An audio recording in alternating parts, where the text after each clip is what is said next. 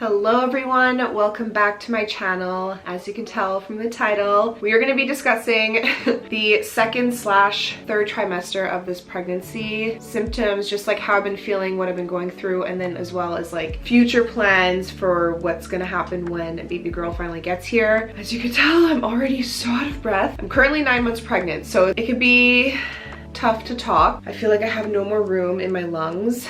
As I said in previous videos, as well as like Instagram and stuff, this is just a completely different pregnancy than with Arkham, and it's just tough. It's been tough, honestly. I made this video on TikTok and it was like things that I'm gonna do differently in this like postpartum period versus what I did with Arkham. I figured I'd also discuss that here because that kind of ties into like the future of what the plans are for me on social media. If you've been following me since my pregnancy with Arky, you can tell that like it's quite different what I've chosen to share this time versus last time, and I think that's just because the timing of my pregnancy and also the fact that I'm 4 years older and just value a lot more privacy in certain ways, and kind of learned from things that I did the first time that I went to the second time. Social media and like in real life too, because you learn through doing things. The first thing that has been the biggest difference is I upped my therapy sessions because this pregnancy has been such a roller coaster, and I've also been going through a lot in my personal life, just behind the scenes, like pregnancy aside. A lot of stuff has just been going on that has really taken a toll on my mental health, and my biggest fear was going back into a dark place that I was over 10 years ago. I just did not want that to happen, and although I was seeing a therapist over 10 years ago, it's different now because I'm a decade older. I've lived a lot longer of life. I'm a lot more confident in who I am and what I can bring to the table, and also how I am with myself, and also having 10 years plus experience of therapy under my belt. So I'm not really thrown back into those thoughts as often as I was all those years ago. That being said, I want to say thank you to BetterHelp for sponsoring today's video. I'm banging out these videos, guys. I am trying to batch things so that I have stuff still kind of ready to go. Even if I do go into labor, I'll still have things going up a little bit so that when I take time off, I'm not completely like out, which I'll get into in a bit. I talk about BetterHelp all the time. It's my favorite thing to talk about because mental health is such a large part of my world in my life, and my therapist is my guardian angel, and I tell her this every single time. I'm like, I wish I could do therapy, or I wish I could afford to do therapy every single day realistically, because I just find it feels so good to talk to somebody who is a professional, who knows what to say, how to help me specifically like with my needs, but also to call me out on my BS. I need that kind of person. Like I need that in my life. And I don't know, I just like really listen to her. So BetterHelp, for those of you that don't know, is an online website that will connect you to a licensed therapist. They have so many therapists, tens of thousands of licensed therapists that will suit your needs individually based off of what you're looking for. So, and my battery is about to die, so I will be right back. Okay, hopefully you guys are in the right place. I had to run downstairs and upstairs again, so now I'm out of breath even more. But with BetterHelp, basically just sign in on the website and fill out a questionnaire, survey type thing, which will help you connect to somebody that is best suited for your needs. So you just kind of say what you're looking for, and then when you do connect with someone, test it out for a few sessions, see if you like it. Like I say in every video, it's a two-way street, so really you need to make sure you're comfortable with the person. There's no charge to change if you feel like you don't connect with the person, and because therapy is like you are divulging things about yourself, you want to feel comfortable with the person that you're talking to, and you want to feel like you're getting the help you need, and that's why BetterHelp really just caters to you. You could do it from the comfort of your own home, anywhere in the world, which makes it so simple, and it is a lot more affordable than any of the things we have in my area out here, specifically like the in-person places, and the prices just keep rising, so BetterHelp is a great option. They do have payment plans, which is nice as well, and just keep in mind that their website is not a self-help line, like a crisis line. You can connect with your therapist to schedule meetings and to chat. Usually they respond within like 24 to 48 hours, but it's basically just like a portal so that you can organize your sessions virtually. Even if it's a hard session and I feel like emotional and drained afterwards, it long-term helps in so many ways. I really encourage you to check it out if it's something that you have been wanting to do for a while. Just check it out and see. You can use my code and my link, which is betterhelp.com/Centomo, which is my last name, for 10% off your first month.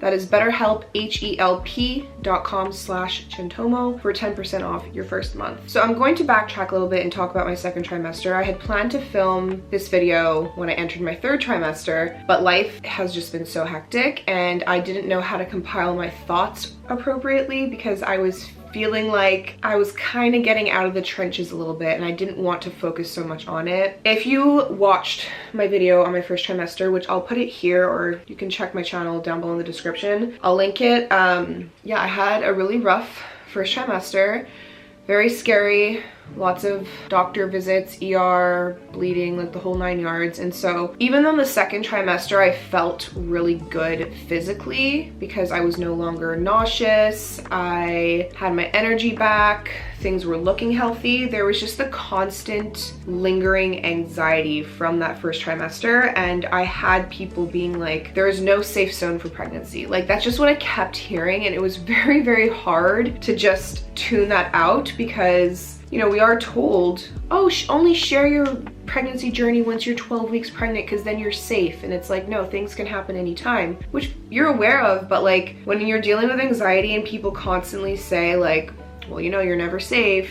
This happened to my friend at this time. It's like everyone decides to tell you their horror stories. It really gets tough. And so although I was feeling better, I was no longer bleeding, things were looking healthy. There was that constant like checking for blood every single time I went to the bathroom. I couldn't really feel the kicks as early this time around. I did with Archie at like 12 weeks, and this time I was probably like 17 or 18 weeks when I felt little flutters. And it's also because I have a posterior placenta, which means it's in, or anterior placenta, anterior. So it's in the front. So I don't feel the kicks as much because the placenta's in the way, and there's just a lot more for the, I mean, now I feel her all the time, but like during those weeks I didn't. So I had the Doppler, which I was using regularly, but I was also like getting in my head about everything, and you're not seeing your OB as often because you're not as far along. You're waiting for that 20-week anatomy scan, which to me was like, I was so stressed about that because I just wanted everything to be okay. That's the really detailed ultrasound where they go through basically every single part of the baby, limbs, bones, fingers, toes, heart, lungs, brain, like everything developmentally.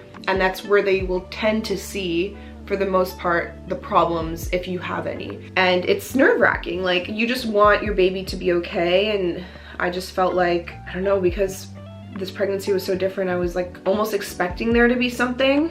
And so the anxiety I felt leading up to that was really bad. Just needed a lot of patience and grace, and chatting to my therapist, chatting to Daniel, and just allowing myself to feel all the feelings. But yeah, the scan went really well. Everything looked so good. It felt like when I went in for Archie's, like, they're like, okay, everything's good. Like, anyways, I just felt like a huge weight was lifted off of my shoulders after that. And then because I was consistently feeling the kicks, I was excited because I'm like, okay, I know she's good, I know she's healthy, I know she's developing properly right now. I'm feeling her kicking a lot. I feel good. Like, there was probably a 2 to 3 week period after that scan where I felt really, really happy and excited, and like allowed myself to get excited, even though there was that constant in the back of my head, like, you're not safe, you're not safe. And then of course with TikTok, because I'm talking about things with people in my life, I'm getting a lot of stories, scary stories on my For You page about people losing their babies at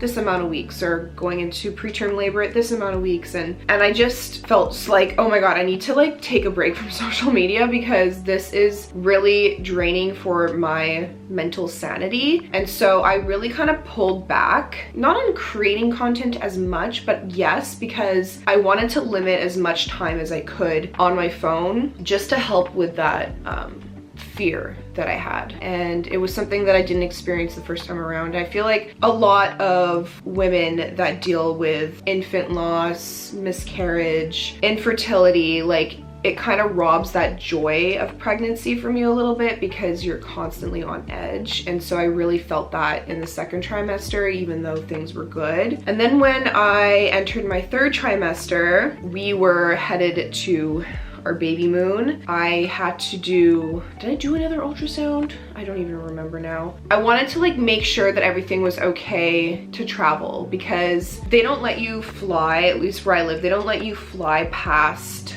32 weeks internationally, and my OB just doesn't like it in general past 32 weeks. Like even if you were to drive somewhere, she said you could do whatever you want, but she prefers people stay here. So I knew I wanted to go before 32 weeks to go somewhere. So it was a matter of like what my OB thought with my ultrasound. I wanted to make sure that the bleeding had stopped, like the hematoma was completely gone in the anatomy scan, which it was. Thankfully, like there was no signs of any kind of bleed or anything like that. Once we got cleared and everything was good, it was go time, and that trip was honestly so amazing. It was during a period of high stress for Dan and I with like all other things going on in our life, and it's just something that we really needed. We did come back to like a shitstorm of other things that happened. I spoke about it a little bit in my last video, but it was just like, you know what? We're so grateful to be in this situation. This is what I dreamed of for the past 2.5 years, was just to be in this position right now, pregnant. Like I have never wanted something so bad in my life and been so broken down over something in my life. And so I feel extremely grateful to be here, but that doesn't take away the like sadness, the grief that I'm feeling. And currently what I'm going through now, as we really approach my due date and time is like, everything's getting ready. Like this is the nursery, it's pretty much finished. I have like 2 more things I have to finish in here. I have a huge bin of all of Arky's old baby clothes I just washed that I need to put away, ready for her arrival. Car seat is installed, stroller is cleaned and ready to go, packing my hospital bag, currently like in the process of doing that. Like everything is pretty much here. So now what I'm feeling is the emotions of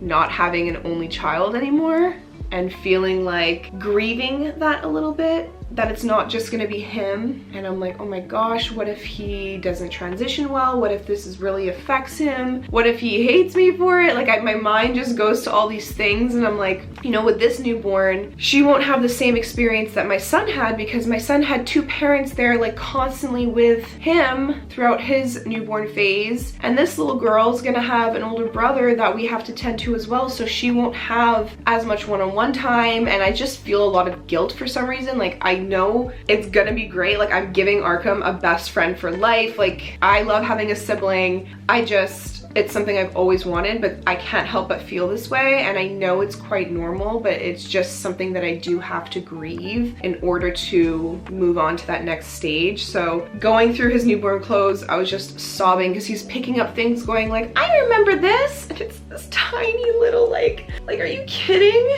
The fact that he fit into this, and now he's just a 4-year-old child who's like going to school and just a boy. He's not a baby, not even a toddler, like he's an actual child. I was just feeling so many emotions, and I couldn't sleep last night because of how emotional I was. And I was texting my best friend, who were 2 days apart, like our pregnancies. We were both just like venting to each other and crying about it, because it is a very big life adjusting moment, but it's a beautiful one. And I know my heart is gonna expand. I know I'm gonna love this baby just as much as I love my son, but it's that like, oh my gosh, it's not gonna be just him anymore. And I just get so emotional. And I'm also so ready to meet her. Like I cannot wait to meet her and to hold her in my arms and to kiss her and just like have that newborn snuggle and smell again, with the added confidence that I have because I've done it previously. So that's just gonna be nice. Third trimester, I'm just slow. I'm just swollen. I can't breathe. I pee all the time. I have acid reflux. Like the kicks are hurting my ribs. Like it's just to the point now where you start to feel like, okay, you can come out now. Things are good. I'm uncomfortable. I can't sleep. I can't get comfortable at night. Rotisserie chicken, you know, that whole thing. Lightning crotch, like the works. All things considered, like now it's a very healthy pregnancy, and I feel very grateful for that. Yeah, the things that I will be doing differently postpartum is I will be taking a bit of a mat leave. I did not do this the first time around. It was COVID, everyone was stuck at home, wasn't doing anything anyways other than just being with my baby, so I was literally working from the hospital bed. I didn't realize the toll it took on me until like years later, but I will not be doing that this time. Whenever I go into labor, it's gonna be phone away, other than like obviously messaging family, but that's gonna be Dan's job. He can like deal with that because I'm gonna be focusing on giving birth. And then I will be taking time off. I'll most probably update on Instagram, just like baby's here, everything's healthy, like everything's good, I'm okay, blah, blah, blah. I don't know if I'm gonna do that right away or if I'm gonna wait a little bit, but I definitely will update social media once I'm feeling ready to come back. I'm giving myself a month of that. I wanted to do 2, but realistically, like, I don't know. I feel like a month is good. I also like get anxiety about not working, so I don't know. I don't know how I'm gonna feel postpartum. Maybe I will wanna take 2. Maybe after 3 weeks I'm gonna be like ready to get back to it. We'll just see, but my plan so far is just a month, and it's not like my job is me standing around in the ER all day stressed or like dealing with a bunch of other people. I am an entrepreneur, I own my own business, I do multiple different things, so like I can pick and choose what I decide to work on and how I slowly integrate myself back into the workplace, and I feel like I'm very blessed to be in that position that I can do that. But it does make it easier for me to come back to work, because in Canada where we live, you get 1 year mat leave, like paid. Not 100% of your pay, but you get like a pretty good percentage. And so all my friends are gonna be off for a full entire year that are pregnant with me right now. I have so many friends right now that are pregnant with me. They're already on mat leave, so they're already just not doing anything work related, just constantly being with their kid, doing nothing, watching TV, chilling out, which is great. But yeah, I don't live in America, so I have no idea how things work there. I just know here in Quebec what we're offered, although I can't do that, but it's fine. I will be taking time off. Like I said, don't know how long, little updates here and there. And then when I do come back, I will probably do a whole like birth explanation, introduce the baby, blah, blah, blah, blah, blah, how our life has been, etc., etc. And then the things I will be doing differently this time around is, like I said in my TikTok video, it's no longer COVID, so we are not in lockdown. The first year of my son's life, he wasn't allowed to see anyone. There was a curfew, you couldn't get together with people, you weren't allowed to have anyone over. If you wanted to see people, you had to be outside at a distance with masks, like social distancing. I delivered beginning of May 2020, so it was like right at the peak of all of that stuff. Dan was not allowed to be in the room with me when I delivered, so that's gonna be a change that he can do that. That's gonna be a huge difference. Just in my mental health, like having my partner there with me while I deliver my baby. I don't care how she comes into this world, he's there. I'm like, that's awesome. Technically, yes, I would love to try for a VBAC, but at the end of the day, I'm kind of like, whatever is meant to be is meant to be, whatever is healthiest. Regardless, he will be there, and that is incredible. Getting to see people right away and have my family and friends meet her, whoever wants to come over. I will not be exclusively breastfeeding this time. Well, it depends. If I have like a great supply and it's going great, I will exclusively breastfeed, but I'm also gonna offer a bottle of breast milk every single day, once a day, just so other people can feed her and I can get a little bit of a break, because I really did not love the fact that it was only me stuck to my son for those first few months. I think it was 3 months I exclusively breastfed.